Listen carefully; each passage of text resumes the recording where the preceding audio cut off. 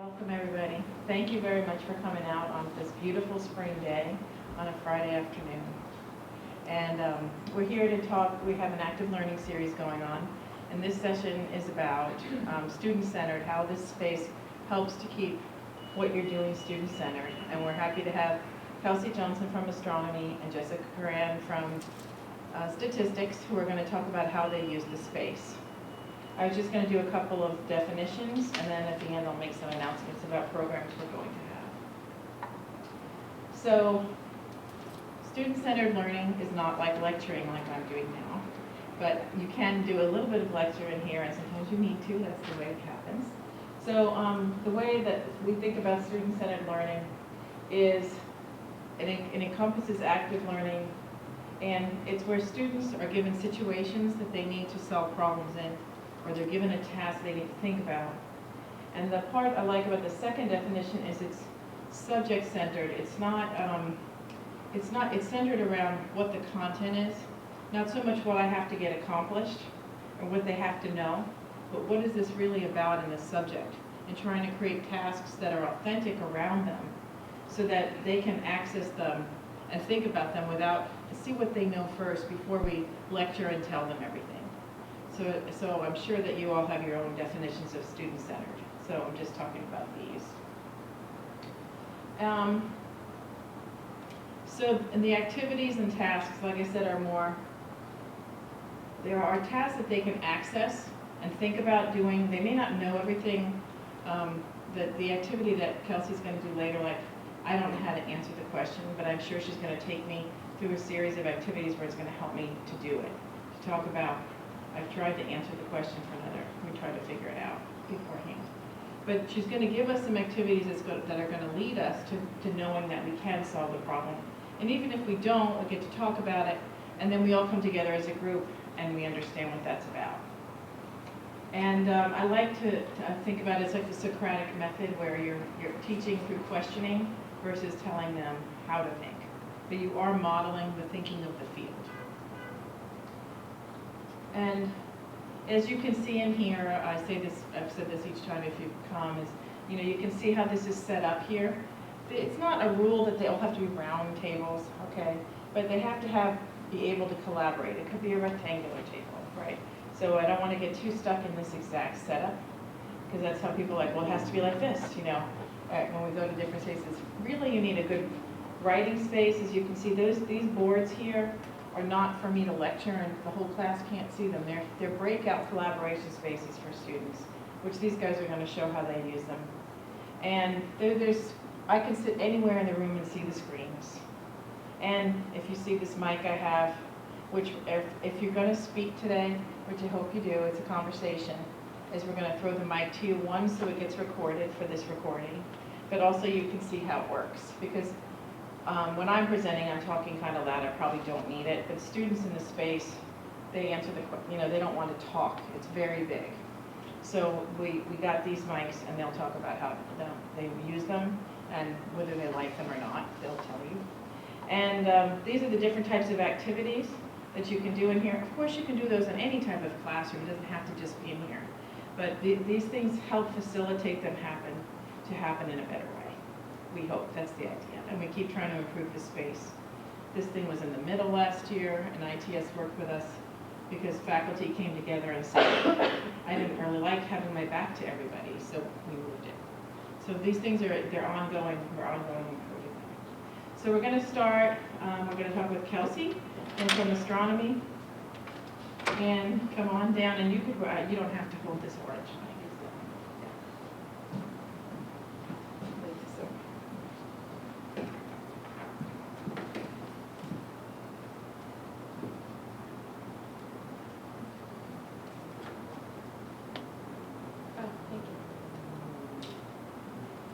All right, well, hello everybody. I adore this room. I've been teaching this room now for the last couple of semesters. I love this room. I'm not sure my department loves this room because it means my capacity is down by 30%, but oh well. So what I thought I would do, because I thought it'd be more fun than me talking, is lead you through one of the activities I do with my class. And so this is how I start the unit that we have on extraterrestrial life. And so I want you to kind of indulge me a little bit, humor me, and pretend that you're a student and you're really engaged in this class. So the first thing I'm going to ask you to do, and I neglected to bring paper with me, so I hope that you either have paper or we can share paper. The first thing I want you to do is draw an alien with no further instruction. And Rick, you shouldn't cheat because you know where I'm going with this. Just take a couple minutes. Doesn't have to be super fancy. Sometimes I have, art majors in my classroom and they can't stand doing something that's not awesome.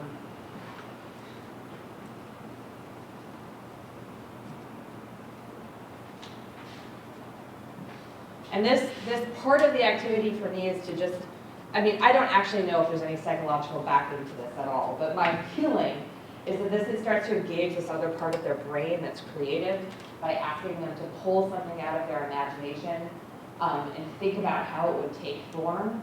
I think it also gives them some ownership. Right now you've drawn an alien, you have some ownership in what this alien looks like. Okay, so I see, all right, a couple aliens. Here's looks more like a ghost. As we're doing this, I like to walk around the room and make fun of them because I make fun of my students all the time. Not an art major. I'm just kidding. Okay, so everyone now has, all 6 of you now have a draft of your alien. So the next part of this is, because I want you to own it, I want you to represent it to the rest of your group, is take that drawing and exchange it with a partner, and you each have 3 people at your table, so figure it out. And what we're going to do in this setting is just write on the paper. What I want your partner to do is describe the alien.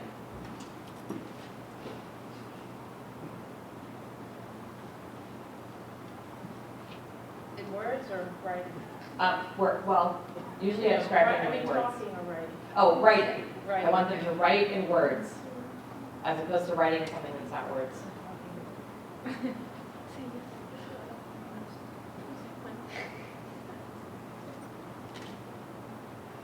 And some of these descriptions can be quite humorous when you have sort of 18 to 21-year-old people doing them. So this is also a fun activity because it injects humor into the classroom, and I'm a really big believer, again, you probably know whether there are studies that show this, but my belief and my experience has been that when I inject humor into the classroom, it opens them up to learning in a way that they're not when they're not happy. So I try to keep them laughing as much as I can. You guys are doing some pretty in-depth descriptions of drawings I'm not sure quite merit. So one of the things I do, so I'm having you write on the paper, because that's the only way I really can think about doing it right now. What I do when I do this for an actual class is I have their partners type it into an online form. And after they type it into an online form, I suck it all into a program online to digest it. And so, so now let's pretend you've all written your descriptions of your aliens. So hand them back to the partner whose drawing it is. Let them read it. Let them laugh at it.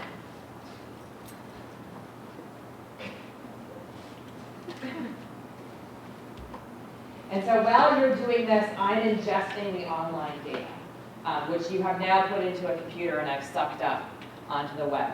And then I put it into a program, usually like WordCloud, to distill the features that come out. Oh, the last line to show. This is just an example. So what I'll do as I'm walking around, I'll grab your alien,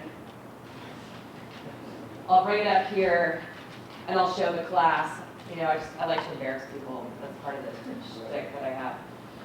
So that's an example of one of them, and you can't see it at all, so it doesn't matter.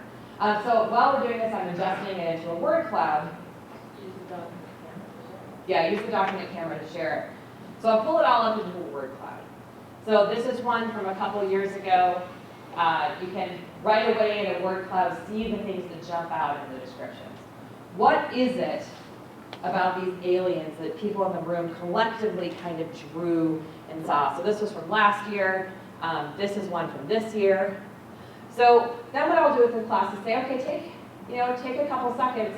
What strikes you about the words that are showing up over and over and over again? And these descriptions that now 90 of you have put into this word cloud. Okay, so what's the biggest word? Eyes. Okay, what's another big word? Two. All right, so two implies two, and it probably implies some symmetry. What else do we see? Like head, legs. A lot of the words in here are similar, so look, looks, antennae. So in general, this word cloud at a glimpse shows you that everyone in the classroom, almost, and there are always a couple exceptions who know what I'm up to, have the same rough conception of an alien. So as I'm walking around the room and I look at what you have drawn, you have all drawn something that is essentially humanoid. Right? Maybe it has 3 heads instead of 1, maybe it has 6 legs instead of 2, maybe it has antennae instead of ears, but it's, at the end of the day, it's essentially humanoid. And the point I'm trying to make then with the class is to get them to really embrace how myopic they are. So then the next question I have them do, so I say most of the aliens you drew look something like this, right? Why do the aliens you draw look something like this? Well, because Hollywood has been sort of inflicted on you for most of your life. These are critters that actually live in our biosphere on Earth.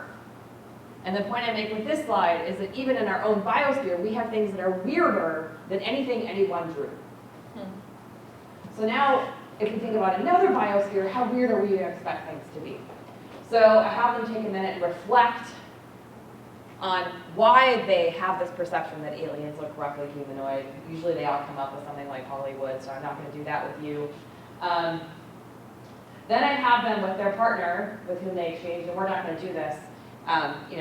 Look at their alien, pick one aspect of that alien, and think about what is it about the environment, some exoplanet environment that caused the alien to have that feature. So maybe your alien has 2 eyes. Well, why?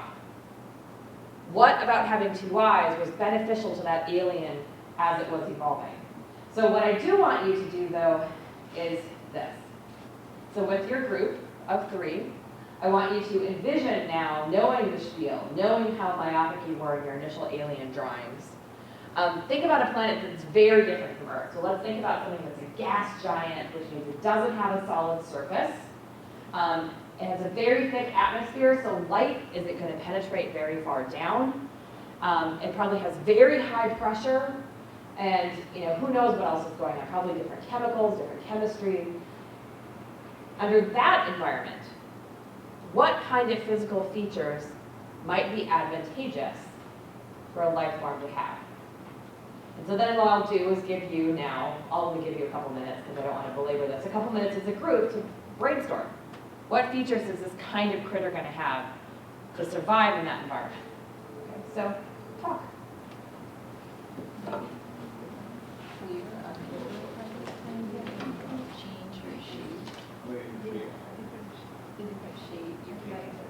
Light, maybe clear, like you have sunshine. There's no light, so they need the eyes. If there's no light, then you don't need light. Yeah, you see, it's gonna feel it. It's like the eyes. The eyes, like the fish. Yeah, I'm going to show that. Yeah, it's totally, If the it's whole totally not. body is just What features perception. might they have? What movements might they It's make? gonna, How were they going to when he touches, collect it's energy? feel it, What kind instead of of like metabolism watching they it, have? because it takes enough steps if you have a watch eyes. Like under the, like he doesn't have any eyes, but they can just feel it instead of All right, once you have described your alien, pick someone in your group to draw it. You can't. On the board. Yeah, let's draw it on the whiteboard. That's even better, so everyone can see. I know, totally embarrassing. Yeah, here you go. That's really hard to draw, right? Keeping in mind that there's no wrong answer, Yeah. except, And you can help them out. yeah, your teams need to help you out. Yeah, that's exactly what I would think.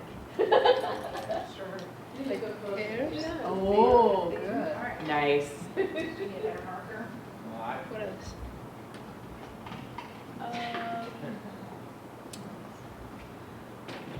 Themes to be I feel like improving now. It's good. It's weird.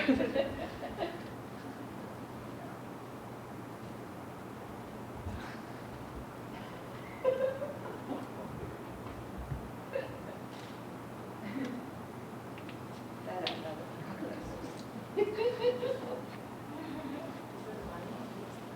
I know. Okay. Well done.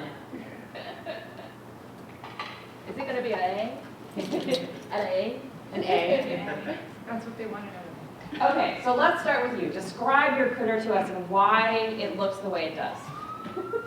Okay, so Keeping in mind that if we did this for real, I would have given you much more time. this is like an amoeba, so it feels all around his or her body. So it's like a feeling Yeah, through sensitivity. sensitive body.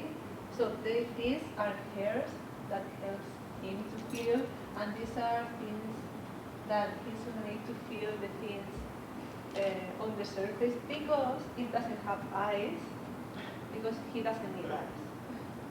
Okay, There's no light, so he just feels. great. So if we had time and the desire, I would start probing you, right? So, and your group, right? So tell me about why does it have the feelers? What is it doing with those feelers? How is this critter going to move? Where is it going to get its energy from? What's its metabolism going to look like? We're not going to do that. All right, tell us about your critter. So our critter, And you would have the throwable mic at this point. Okay, we're supposed to be doing the mic. Yeah, take that, I should have had you on the mic. so our critter, because there's no solid surface, so we came up with wings, and I came up with 6 wings or some. So 6 wings, kind of a gel-like, not very well-defined body, and since light doesn't make it very far, he has one big eye and one big pupil for that. So Okay, great. So you also made some adaptations based on the environment. So it doesn't have legs, there's no point in legs, you don't have a solid surface, and light's gonna have a hard time making it through, so you decided to get some light, so it had a big eye. Right, so you can see how you could expand on this and really dive into the biomechanics of what's going on in this environment. So in the real world, what I do is then I collect these. You won't be able to see these very well. I'll turn the lights down. These are examples from this year. Some of the critters that they drew. They get up and they give presentations to the class describing why these critters have evolved to be the way they are. And then the class votes on which one they think is the best, and I give away prizes. Because I love giving away cheap, like made in China plastic prizes. So this is kind of in a nutshell how the activity works. I really love engaging with students this way. I really love getting them to open up their brains and really think about how crazy life on other planets is likely to be, and get this sort of vested interest in why it would have features that it might, and why it might be so different from life on the Earth. So that's kind of the gist of how I start that particular unit. Here are just some photos of things from the class and things that I think are working really well. So one of the things that I love about this room are the round tables, because you have to, unless you're totally socially inept, talk to the people at your table, right? It's incredibly socially uncomfortable to be sitting at a round table facing someone and not acknowledge them. And you know, again, with no actual study to back this up, even though one probably exists, my sense is that once students talk in any form, in a class, at any time, they are more likely to talk. Probably there's a study, right? And so even if I get them just talking at their group and establishing kind of a safe space where they can vet their ideas, they become much, much more open. So these round tables are great. This is a photo that Gail shot when they were trying to design their critters. And so you can see the student in the back wearing the orange hat trying to mimic how their critter is going to move under the environment. And you know, they're laughing and they're smiling and they're really having a great time having this creative discussion about it. The other thing I would say that has been essential in this room are the throwable mics. I'm in love with the throwable mics. I have one student who is hell-bent against using it, but other than that, they're great. They allow the students to be heard. They give us some really fun, comical moments because I always end up hitting someone in the head. There are some moments of drama where water gets knocked over and it almost hits a computer, but it keeps everyone alert and awake. So those are some things that I really love. Another thing that I've been doing this year, slightly differently than I have before, are blogs. And it's a little bit different than what we were talking about in that it doesn't take place in the classroom, but what I'm asking the students to do is engage in sort of an authentic dialogue outside of the classroom. And so every week I have them submitting blogs, and there are a couple different components to the blogs, but one component is they have to ask 3 questions about the material at hand, and whether they're big picture, huge cosmic questions, or whether they're more tiny detailed questions about something in class. They have just 3 questions, and there are some other things they have to do, but then every member of their group, which is their table, has to respond to that blog and has to attempt to answer one of their questions. And so it's created some really great dialogue. It's been really excellent for peer learning and just getting them to interact with each other. And I will honestly say, and I think save face, because no one wants to look stupid. Well, most people I think don't want to look stupid around the peers in their group. So they step it up and wait for their peers more than they might not for me. Who cares what your professor thinks of you? But that cute guy across the table, I don't want to look stupid. So those are some things that I think are working really well. I love this classroom. I think that's the last slide I have. Yeah. So I'll just stop there. Yeah, thank you. Did anybody want to ask questions? I thought we just asked questions after each time, Yeah. and then, So, okay, I'm going to throw the mic to Ricky. Rick. Okay. I'm feedbacking with you. Yeah. That's why I grabbed it, not to take it away from you.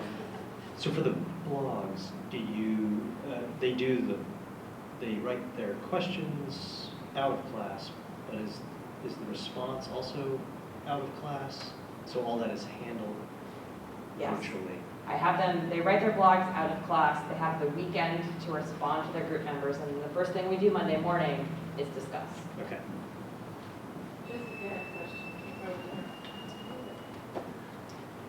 Can you tell me what you use when so they all, I assume, have their laptops out. So when you're doing your word cloud, what do they use to plug in their information, their description that you stuck in? So there are two parts to that question. One is that I don't actually allow them to use, unless I have given them permission, I don't allow them to use laptops in the classroom. Okay. I put a full-on stop to it. And at the beginning of the semester, I give them literature on why it's bad for them, so that they understand why I'm asking them not to use their laptops. And if you come into my classroom, you will see, maybe with 1 or 2 exceptions, no one has a laptop out, which I'm pretty proud of. But I do, on occasion, give them permission. So this is one of those examples where I would say, okay, you're allowed to take out your device, whether it's your phone, your iPad, your laptop, whatever it might be, and write it into the form. So this year, what I did, which had a few hiccups, was I opened a Google Doc that everyone in the classroom had access to, so they could type into the Google Doc. I did find out we maxed out how many people could be logged in simultaneously to a Google Doc. So there are some other things you can do. Gail has some ideas on how to make that better. Well, I like the point about how you, and I'll throw it to you. I'll get closer to you before I throw it to you. I like the point about that you facilitate when they can and cannot use devices. Because, and if you don't want to allow it at times, and then other times you do, that's a big issue. Like someone said, just shutting them down. I like that you give them the literature to explain probably about multitasking is my guess. And I can also provide you literature about like engaging in classes increases their success rate in classes. So there's literature on all of it.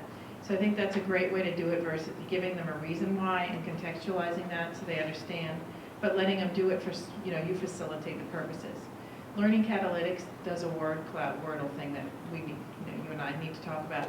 Does it nicely. You would have to let them use their device, but it would be better than doing what we did in, I had to come up with like in an hour or something. So that's what we came up with. But I think that might be a nice thing to try. You could probably ask. We did a workshop on Monday about Learning Catalytics where people can draw on graphs, make predictions. I think it's really the answer. Something you might want to do. I just don't want to make them pay for it. Yeah, it's not that much though. Okay, so what was I going to say? Question, are you ready? I'm going to try to throw it. Okay. So what do you do when you find someone that doesn't want to participate? Because we know that there are students that it doesn't matter what you do, they will not participate. You're totally correct, of course. There are students that I would argue just want to remain anonymous and blend into the wall. They don't want to talk to anyone, they don't want to be talked to. And, you know, honestly, that's something I struggle with. I usually try to, you can figure out who they are pretty fast, right? So I will give them a little bit of extra attention. You know, I'll walk up to them and, you know, talk to them personally, have a little one-on-one conversation, say, you know, hey, how are you doing today? And try to get them to come out of their shell a little bit.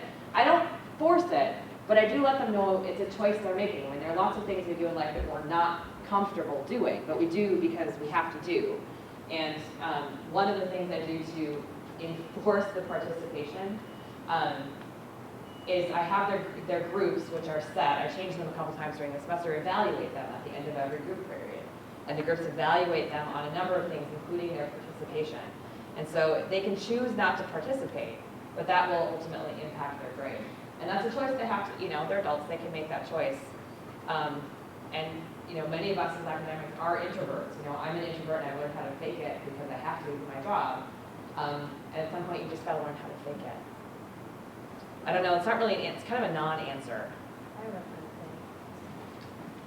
Thank you. See, everything's fine. It had to happen. Another thing that, and Jessica's going to talk about it, you can do something like think, pair, share, because they like to talk to each other. That's the beauty of the small groups.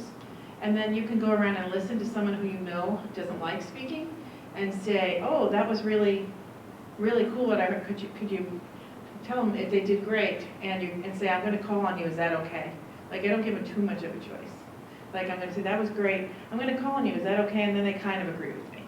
They don't like it, but you know, you talk about, someone's uncomfortable, but these are things you have to do to be successful. And the more you do it, you know. But it's sort of like what you're saying, but another version. There's lots of versions, right? But I like to just come in close to talking to them. And a lot of times, your room's packed, but you can just sit down at the table with them. When I'm standing up, it's very different than when I'm sitting down with them. So, just thoughts. And just to know that they don't want to do it, and that's okay. It doesn't mean that you shouldn't make them. I'm looking at Jessica, because it's like they are uncomfortable, and to say, yeah, you're uncomfortable, or like over there where Jeff went to draw. I said, well, why don't you go with Jeff and go draw with him over there? You know, like help them. You have to facilitate, because they are not going to do it sometimes. They're just, you know, you think they're 20 or whatever, but it doesn't matter. It's that they're just uncomfortable. So just helping them to be comfortable. I think that's a great point, because I see it as part of the learning process, right? It's not just the curriculum that I am trying to teach them that they're learning. They're learning how to do things like be comfortable in a group. And I hope that in this safe environment, they can learn that you're not actually going to die if you speak in front of a class of 90, right? It might be okay. Yeah, yeah. And you're going to be asked to do this somewhere in your life. What, you know, it may not be speaking in another language, but it might, you're going to have to present. So this is good experience for you, period. Like maybe you're not going to, like I used to teach math. I'd be like, you're probably never going to be asked to present a math problem anywhere. But if you can do that, you can probably explain most anything. So it's good experience, you know, so anyway. But telling them that it's a good experience, I think, is good. And doing little exit slips about what the experience was like. You can get feedback and change things if they don't like. Like, I don't like when you just threw the mic at me. Okay, so then you would do something different. So, okay. Well, thank you very much. That was great. I'm glad everybody drew an alien. That was cool. And I'm glad, yeah, I still don't know the answer to that problem, but that's okay. I can live with that. But the thing is, this class is for unsolved mysteries, so you're Right. not supposed to know the answer. Okay. And she also brings in guest speakers too, that she has like a guy who's like a doomsday kind of astronomy guy. And that's pretty fun too. It's like every time you walk in here, something interesting's happening. Okay, at least for me, I was like, why wasn't this my astronomy class? Because all I did was calculate distances all the time. So, which is cool, you know, not so much. Okay, so Jessica from statistics. And do you have the forwarder? I have it.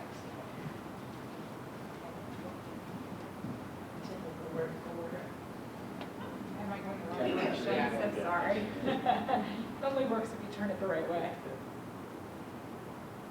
Here we go. I'm Jessica Curran. I teach in the statistics department department. I specifically teach statistics for biologists.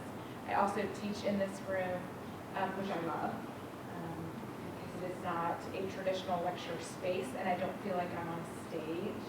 I feel more like we are having a very large discussion. So I do a lot of the same things that Kelsey does. We use the whiteboards extensively. We use the roundtables extensively for discussions and for working together. I encourage my students to look at a problem, think about it, come up with their own ideas for how they might approach it, and then talk to their neighbor or talk to the other people at the table about their approach. And I think that, again, like Kelsey said, I lowered the cost of failure when they're talking to one another, and then they're more likely to talk to me or talk to the whole room. So we always start by talking either just to your neighbor or to the people at your table. And then we get up and we go to the whiteboards, and I also have them all get up. I think that when we sit in our chair for 75 minutes, everyone suffers. So I ask them to all at least stand up and move toward the boards and support whoever is writing, just even for the sole purpose of getting up. So again, the types of problems that we do, I try to divide each table, because they're full with 8 to 10 people, into 2 smaller groups. And I have half the table work on one aspect of the problem and the other half work on the other aspect. And then I have them share with one another. And generally my goal is, so let's say we change one part of this problem. You 4 people work it out this way, and you 4 work it out this way, and then talk about what changes. So you guys work this out with a sample size of 10, and have your friends work it out with a sample size of 50. What happened? What happened to the power? What happened to the precision of your interval? What changed? And that's generally the type of problem that we do. Again, we use think, pair, share a lot. And so I ask them first to take a minute and don't say anything. You always have eager students who want to be the first to tell you what they know. And that's great, and I appreciate those students, especially at the times when nobody else is willing to talk. However, I want everyone to have an opportunity to answer the question themselves and decide what they think about it before that one person gives an answer. So I ask them to take a minute and just sit quietly and think about whatever question I've presented. And then again, talk to their neighbor, talk to their group, and ideally talk to me. So I move around the room and I listen to what they're saying to one another, and I ask someone then to speak to everyone else. And so I think it's especially helpful because they don't all walk into this room dying to know about statistics. It's intimidating and it's not always terribly exciting. But when I present things in a context that's meaningful to them, and again ask them to discuss it, hopefully they find that excitement, at least a little bit.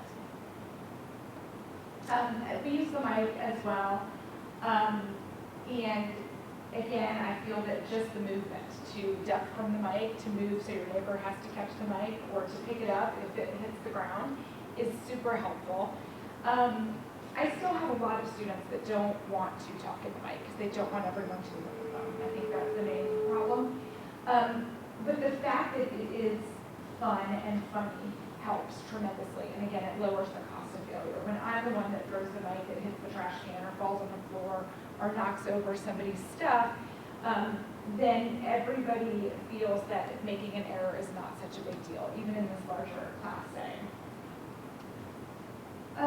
One of the other things we do in order to present the students with real problems and real scenarios is we collaborate with other departments. My students are almost all from biology or kinesiology or pre-med or chemistry.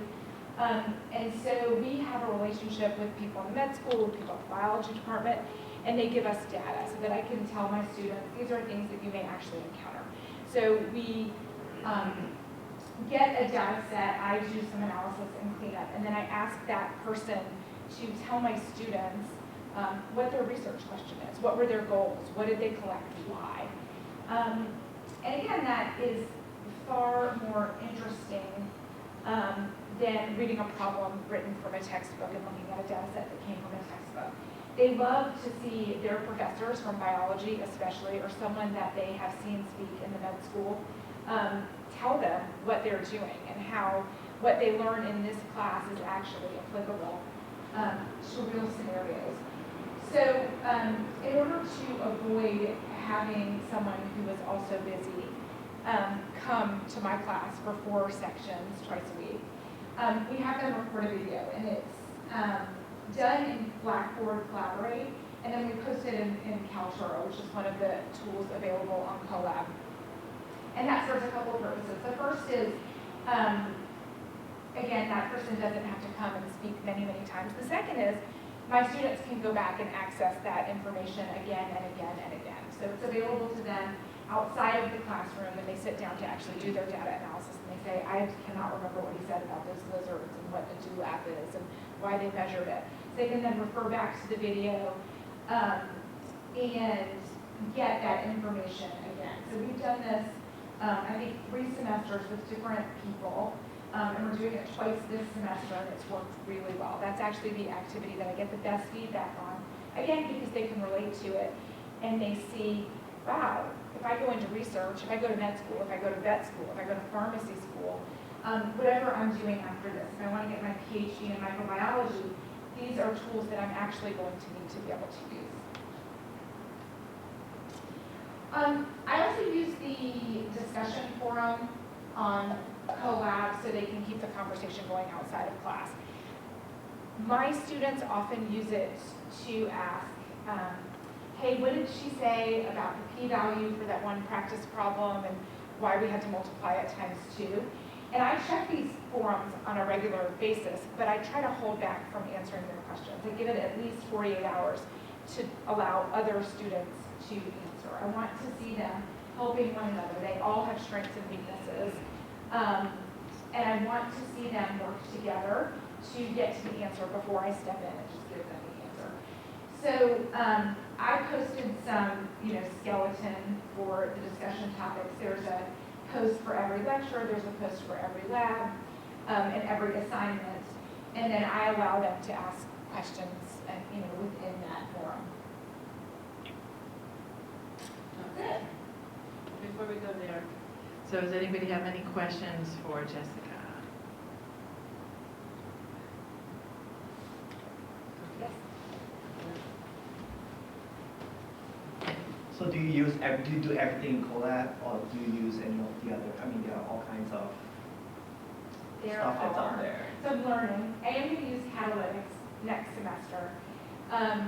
But right now I do everything in Colab. And I go back and forth, especially with the forum. A couple of my students asked me specifically, will you take the forum out of Colab so that we can post anonymously? And I went back and forth with it, and I thought, no, I want them to have some ownership for what they're saying. And yes, I know that some of them are shy, and some of them think, I don't want the professor to, I don't want to write this because I don't want her to read it. But I do want them, like Kelsey said, to step it up a little bit. I want them to think about what they're writing. And so I think having your name attached to it helps. And Colab really makes it easy. So whatever I do, I like to try to integrate it into Colab if it's not already there, because it just keeps everything in one place.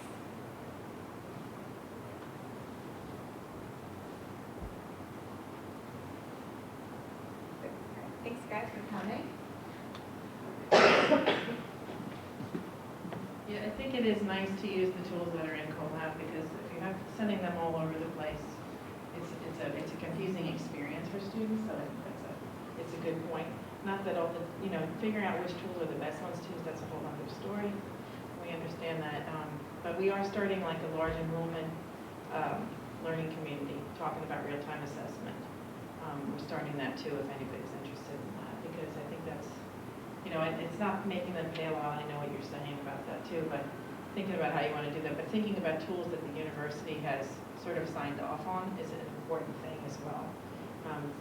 Because you don't want to start using tools that aren't supported, and if students complain, then you would be the one responsible, and we don't want to put you in, we don't want you to be in a position, so we're not trying to tell you what to do, but we're trying to help you with that, so you're not getting yourself into a situation that you don't want to be in.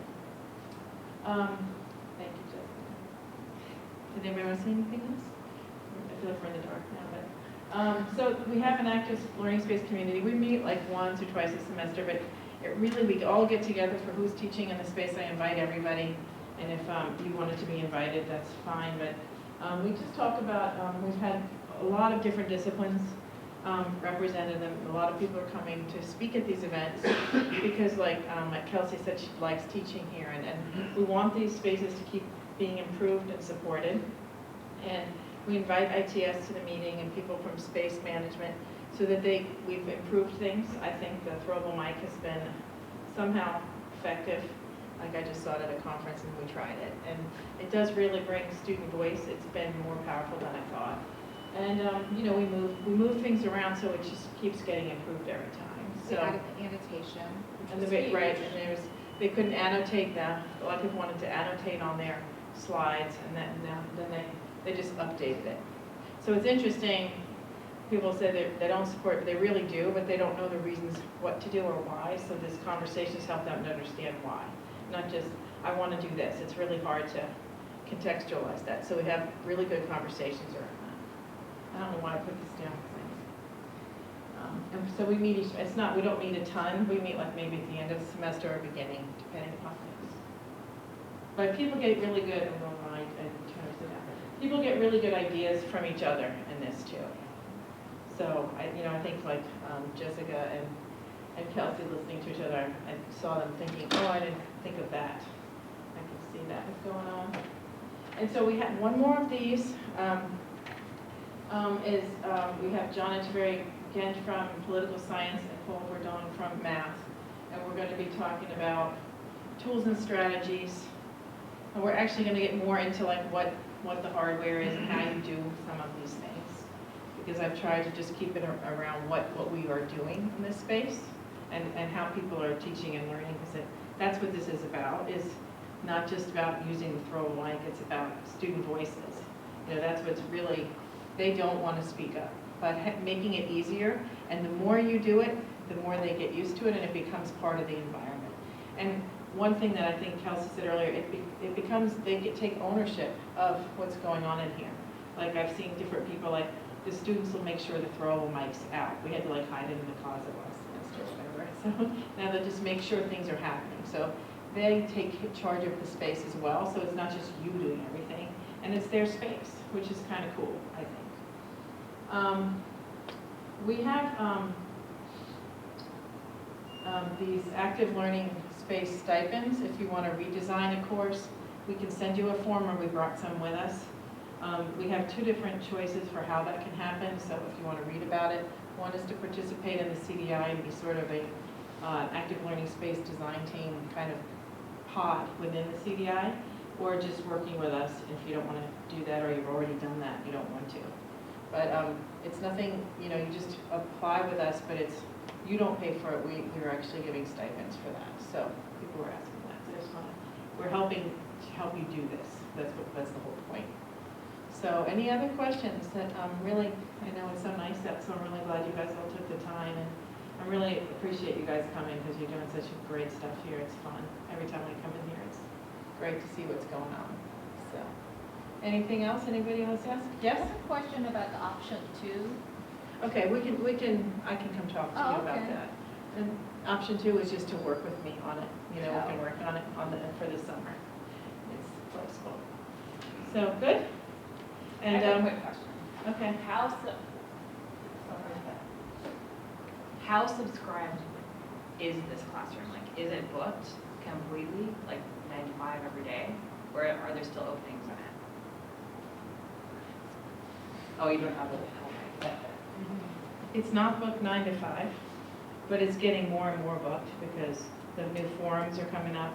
People are wanting these spaces, but they're mostly going in Monroe because they're going to be 50. But this is not booked 9 to 5. Yeah, so if you want to know, just ask me and I can work with you to get in the space, or if you want the space for a certain time, we work with you, Ray, to prioritize people who are doing active learning to get the space. Because we don't want just regular classes in here, that's not the point. So, Fridays are pretty open, I'll tell you that right now. So anything else? Well, thanks for coming, everybody. And thanks to Yetna and Ashley for recording this. Appreciate it.